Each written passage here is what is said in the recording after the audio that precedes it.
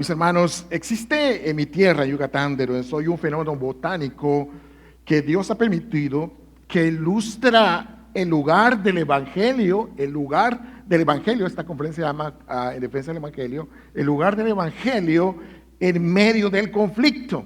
Y es que hay un árbol en Yucatán, en mi tierra, que se llama chechén, cuya característica es que es extremadamente tóxico para el toque de cualquier ser humano. Es tan tóxico y venenoso el chechén que ni siquiera lo tienes que agarrar y está en contacto con él.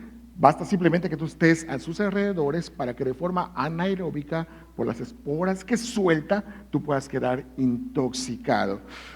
Esto no es nada espectacular, ¿verdad? Ni nada novedoso, porque hay muchos árboles venenosos en todo el mundo. Es la manera en que Dios ha creado las cosas. Lo interesante, repito, no es su capacidad de envenenar. Lo interesante es que en la sabiduría creadora de Dios ha establecido que en condiciones naturales, sin la ayuda del ser humano, siempre, escúchame lo que voy a decir, siempre crezca a su lado de un chechén una mata que se llama chaca o chacá. Y esa mata, hermanos, resulta que tiene una resina que es extremadamente o absolutamente contundente, más que cualquier químico inventado en la farmacéutica, para desintoxicar los efectos venenosos que tiene el chechén. Mis hermanos, y siempre, esta es la característica importante, siempre están juntos. Siempre están juntos. El conflicto, hermanos, entre seres humanos puede ser extremadamente tóxico para las familias. Pero tienes que entender una cosa. La solución, mis hermanos, y quiero que te quedes esto en la mente, está más cerca, como el chechén y la chaca, de lo que tú te imaginas. Siempre que recuerdo esto de mi lindo Yucatán, me viene a la mente Romanos capítulo 5, versículo 20, cuando la palabra nos dice, pero donde abundó el pecado, ¿recuerdan ese texto? La toxicidad del pecado, no solamente abundó la solución, abundó la gracia, sino que sobreabundó la gracia. Efectivamente, la gracia, el evangelio de la gracia de nuestro Señor Jesucristo es totalmente efectivo en términos de conflictos familiares y en términos de cualquier conflicto relacional. Con esto en la mente, quiero darles ahora algunos principios, como dice el tema, algunos principios bíblicos para resolver conflictos familiares. Repito, puedes apuntar, una buena idea que apuntes, pero si no alcanzas, el hermano Marcos y su esposa van a estar dando el bosquejo de esta sesión en particular. Principio número 1, reconozcamos al momento de que nos encontramos en un conflicto, lo vamos a abordar, tenemos que reconocer que todos somos pecadores. Todos formamos parte de familias compuestas por pecadores y por lo tanto vamos a experimentar conflictos, sea entre los cónyuges, sea entre hermanos, sea entre los papás y los hijos, o sea, una mezcla de los tres, siempre va a haber conflicto. Tan pronto como se instituyó la familia bajo el diseño de Dios y tan pronto como entró el pecado en el mundo, estalló el conflicto. Tú puedes ver el problema en Génesis capítulo 3, cuando hay un matrimonio entre Adán y Eva, y tú puedes ver que tan pronto el pecado entró, estalló el conflicto. Lo interesante, hermanos, es que ninguno de los dos reconocía su pecado. Adán decía, no, pues la mujer que tú me diste. La mujer decía, no, pues la serpiente que llegó. ¿Usted te imaginas? Aquí nada más estoy teniendo un argumento de silencio, la conversación que pudo haber tenido esa noche antes de dormir Adán y Eva. ¿Cómo se sienten, hermanos, cuando en un matrimonio los dos se recriminan todo el día y se echan culpas y nadie acepta su responsabilidad? Y cuando se van a dormir, ¿qué se platica? ¿Cómo están las dos personas? Dice la palabra de Dios en Mateo capítulo 7, versículo 3. ¿Por qué miras la mota que está en el ojo de tu hermano y no te das cuenta de la viga que está en tu propio ojo? Y luego dice el versículo 5, hipócrita, saca primero la viga de tu ojo y entonces verás con claridad para sacar la mota del ojo de tu hermano. Nosotros debemos afrontar conflictos sabiendo que somos personas pecadoras de entrada, y es muy probable, si no es que casi seguro muchas veces, que vamos a estar equivocados. Y entonces quizás nosotros vamos a tener que también pedir perdón. Por eso es una práctica común que debe hacerse en la familia, de que los padres se pidan perdón y que los hijos lo vean. Y si tienes que pedir perdón a hijos, también se haga, porque puede ocurrir. Principio número 2, reconoce que el conflicto puede, esta palabra es importante, ayudar a santificar la familia. Tú vas a decir, de entrada eso me choca, hermano. ¿Cómo que puede ser que el conflicto santifique la familia? La razón de esto, hermanos, es porque el conflicto revela ídolos del corazón que no puedes ver a menos que ocurra un conflicto. Repito, el conflicto revela ídolos del corazón. Cuando tú vas a ese pasaje conocido de Santiago capítulo 4, versículo 1, Lucas nota el flujo del versículo. ¿De dónde vienen, dice Santiago, las guerras y los conflictos entre ustedes? No vienen de las pasiones, la Nueva Traducción Viviente dice los deseos que combaten en sus miembros. Y luego sigue hablando Santiago, ustedes son envidiosos y no pueden obtener lo que quieren, por eso combaten, por eso hacen guerras. Como alguien dijo alguna vez, leo textualmente, siempre que vivamos encerrados con otro ser humano por un periodo de tiempo, y eso ocurre en una familia, descubrirás cuál es esa cosa que amas o que estás amando demasiado. Siempre que tú estás en un lugar donde te mantienes encerrado por un periodo de tiempo, vas a descubrir qué es esa cosa que tú amas más. El casado podría darse cuenta, por ejemplo, cuánto ama su dinero cuando ya está dentro del matrimonio y se da cuenta que el dinero ya no es solo de él, sino que es de otra persona. La casada puede llegar al momento en que cuando tiene hijos se da cuenta que su ídolo o lo que ama es más su carrera, al verse en la posición, ¿y ahora qué hago? Entre la disyuntiva de criar al niño o seguir mi carrera. Imagínense una familia que siempre está acostumbrado a tener una vida acomodada y gastar. Y los mejores restaurantes, las mejores escuelas, etcétera, etcétera. Pero de repente llega una etapa de vacas flacas y entonces ellos tienen que hacer ajustes. Y entonces puede ser que los niños o los hijos empiecen a quejarse ante esta situación. Y entonces aparezca eso que más amaban. Tal vez eran ellos mismos, tal vez era su egoísmo, tal vez era su pereza, etcétera, etcétera, etcétera. Por eso, cuando se da el conflicto, nosotros podemos estar seguros que hay cosas que se van a revelar y entonces esto va a ser una oportunidad para derribar esos ídolos. Esos ídolos que quizás antes no veían, pero que estaban ocultos, como una radiografía dentro de ti. Y entonces podemos ir a la cruz. Y es un buen tiempo para compartir el evangelio y para llevar a las personas, seas tú, sea el cónyuge, sean los hijos, al arrepentimiento. Precepto bíblico número 3. Afrontar el conflicto. Eso es raro, estamos hablando de conflictos. Afrontar el conflicto. Mis amados, estamos acostumbrados a pensar que si no abordamos el conflicto, será un problema más grande. Pensamos nosotros de alguna manera que si ignoramos el conflicto va a desaparecer. Tenemos frases como esto: es que yo, ¿sabe qué? Yo con mi esposo, yo quiero llevar la fiesta en paz. Yo no quiero nada de esto. ¿Sabe qué, pastor? Yo con mis hijos, yo quiero ser amigo de ellos. No quiero perder su confianza. ¿Para qué? Meterme a escarbarle y hablar acerca de este conflicto. No, la palabra de Dios dice que tenemos que hablar. Mira lo que dice la Biblia, Proverbios capítulo 27, versículos 5 y 6. Por cierto, para las notas de Proverbios voy a utilizar la Nueva Traducción Viviente, para que sea más claro esta versión dinámica. Dice: una reprensión franca es mejor que amar en secreto.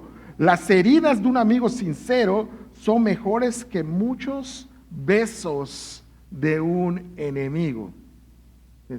Por eso es importante afrontar el conflicto. ¿Ustedes recuerdan cuando Pablo y Bernabé tuvieron su primer viaje misionero a Asia? El éxito que hubo por gracia de Dios, lo tuvo con Bernabé y todo lo que ellos habían hecho. Bueno, después que regresaron, planearon su segundo viaje misionero, y entonces en la víspera de salir al viaje misionero surgió un problema, un conflicto muy grande por un familiar de Bernabé, Marcos. ¿Qué es lo que pasó ante este desacuerdo que ellos tenían? No, tomen en cuenta que venían de un viaje muy exitoso. Tomen en cuenta que la iglesia ya conocía quién era Pablo. Ellos pudieron haber dicho: ¿sabes qué? Si dijimos algo ahorita, vamos a perjudicar el segundo viaje misionero. ¿Sabes qué? Si dijimos algo ahorita, es Pablo. Es Pablo. Quizás algo pase. Pero mira cómo aborda la Biblia lo que ocurrió. Hechos capítulo 15, versículo 2. Como Pablo y Bernabé tuvieron gran disensión, un altercado y debate con ellos, los hermanos determinaron, se propusieron que Pablo y Bernabé y algunos otros de ellos subieran a Jerusalén a los apóstoles y a los ancianos. Y lo que determinaron es esto: ante esta situación, no importa que sea Pablo, no importa que va a empezar otra vez el viaje misionero, no importa, dice ellos, para tratar esta cuestión. Ellos sabían que si esto no se trataba, existía la posibilidad que se acumulara enojo, que se acumulara amargura. Y la Biblia dice muy claramente: no se ponga ¿qué? El sol sobre vuestro enojo. Así que nosotros tenemos que tratar los problemas, tenemos que abordarlos. Es el concepto y el precepto y el mandato del cual nos exige la palabra de Dios. Número 4, cuando estamos ante un conflicto en la familia, nosotros buscamos comunicación, no monólogos. Vuelvo a repetir, buscamos comunicarnos, no hacer monólogos. O sea, tenemos que escuchar, debemos ser prontos para escuchar y tardos para hablar. Santiago capítulo 1, versículo 19 nos dice: ustedes lo saben, mis amados hermanos, pero que cada uno sea pronto para oír, tardo para hablar, tardo para la ira. Cuando en tu familia atravieses por las tormentas del conflicto que van a ocurrir, si es que no han ocurrido, debes de entender que el hogar, la familia, es el mayor puerto seguro para ponerte o para quedar bajo protección. Es el lugar donde tus hijos pueden con seguridad expresar sus dudas, preguntar lo que no ha estado o lo que no ha quedado claro dentro de la familia, sin temor. Es en el hogar, primariamente, es en la familia. La fuente de información de tus hijos no son sus amigos de la escuela, son los padres dentro. Cuando hay un conflicto con la persona que tú debes expresar y hablar, no es con la suegra o con la mamá primariamente. Ya ves que de repente cuando están recién casados, lo primero que uno hace: ay, pues me voy con mi mamá. No, pues me voy con mi papá o mis papás. Ellos sí me entienden. O los amigos dicen, me voy con mis amigos, porque ellos sí me entienden a mí. Dando la espalda a los miembros de la familia para expresarte, pero con otras personas. Tienes que entender que es importante para nosotros que haya comunicación. Es probable que las personas dicen, ¿para qué? Si mi papá no me deja ni hablar. O la esposa y el esposo, ¿cuál es una de las quejas? Es que tú hablas y no terminas. Vamos a comunicarnos, vamos a hablarnos. Quinto precepto, no escales la situación con palabras destructivas. Vuelvo a repetir, no escales la situación con palabras destructivas. Miren, cuando la conversación ocurra, ponte estos preceptos en tu mente. Proverbios capítulo 12, versículo 18. El charlatán hiere con la lengua como una espada, pero la lengua del sabio brinda alivio. No destruyas con tus palabras, no escale la situación. Pero pastor, ¿sabe qué? Lo que pasa es que ya me tiene hasta aquí. Si yo no le digo sus verdades, este hombre no va a cambiar, y se lo tiene que decir uno así, porque si no, no cambia. Recuerda, nosotros en la palabra de Dios estamos llamados a edificar, no a destruir.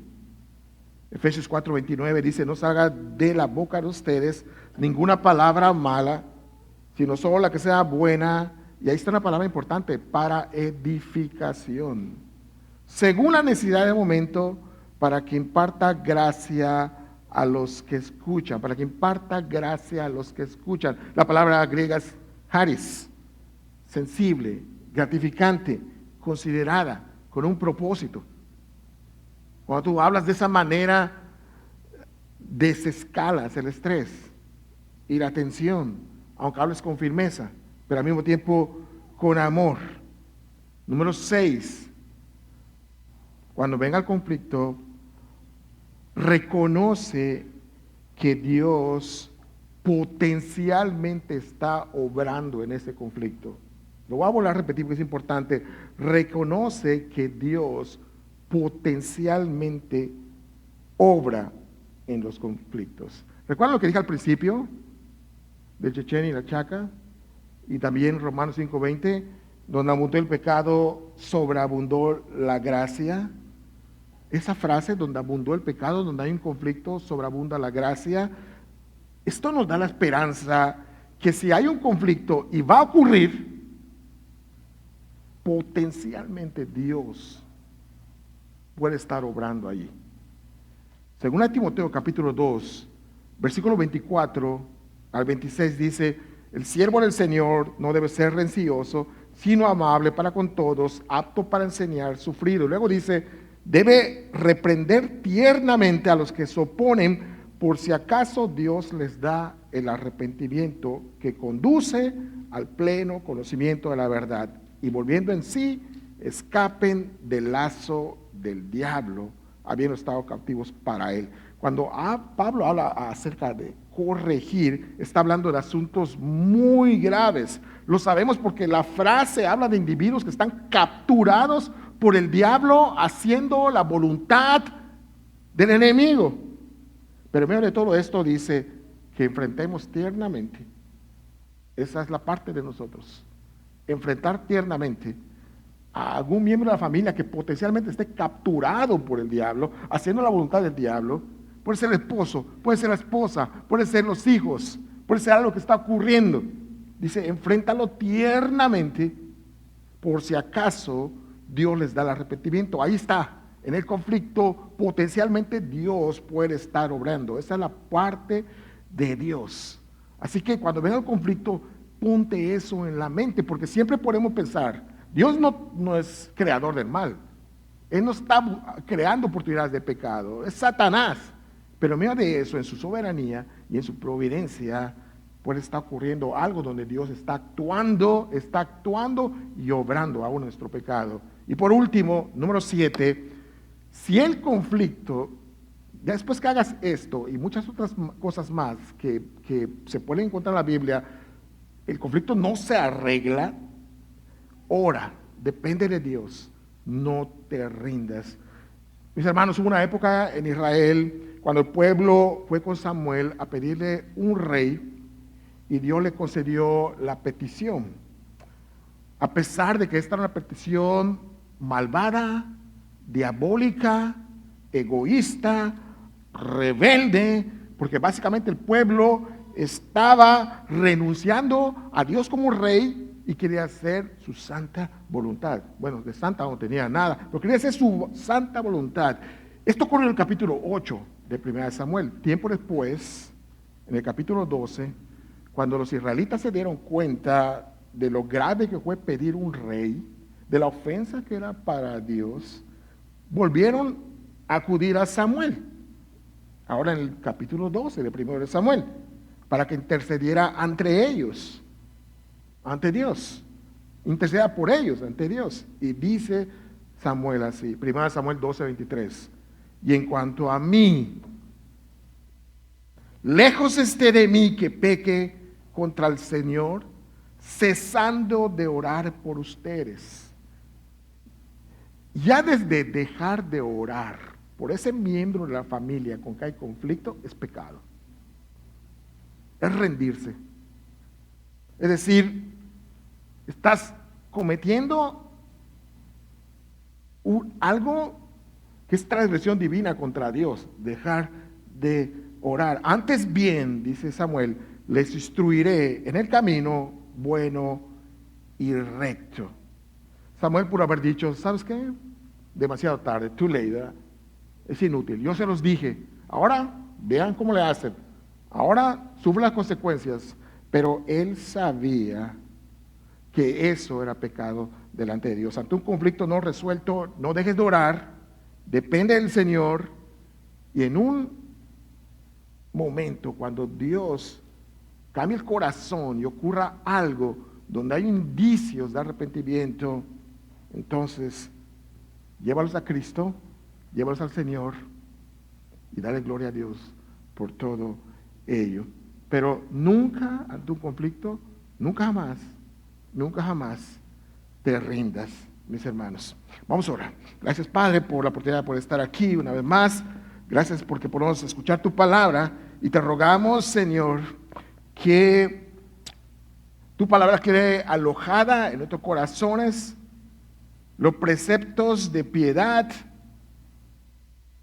de misericordia, de perdón, de paciencia, de franqueza, todas aquellas cosas que tu Hijo Jesucristo mismo ejecutó al estar aquí, puedan formar parte de nuestro diario vivir como miembros de familias no perfectas, sino pecadoras, pero que buscan agradarte. En el nombre de Cristo Jesús. Amén. Dios le bendiga, mis hermanos.